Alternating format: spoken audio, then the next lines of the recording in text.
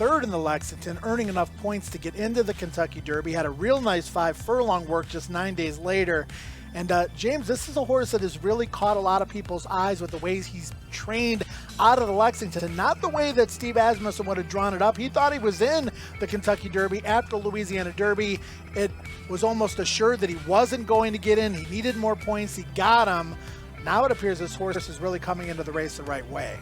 Yeah, that's for sure. And you know, with the Lexington Stakes, they didn't need to finish first or even second, Joe, so just needed a third place finish. Probably didn't train him too hard for that race, knowing he had to come back 3 weeks later. And you mentioned it. I mean, I don't think there's been a Kentucky Derby contender training over the track that's looked better in the flesh than Disarm. Really long colt with a big hind end. And if he's going to need to keep moving forward, but he looks like that type of horse whose best races are coming up here in the future. And, you know, might not be fast enough to win, but I would not be surprised to see Disarm hit the board at all. Scott.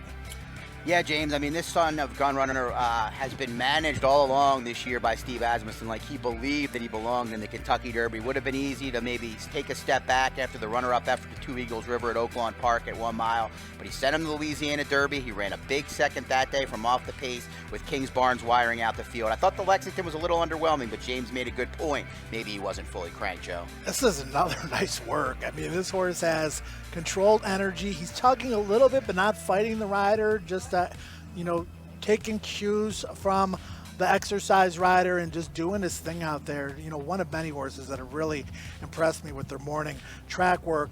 Mandarin Hero.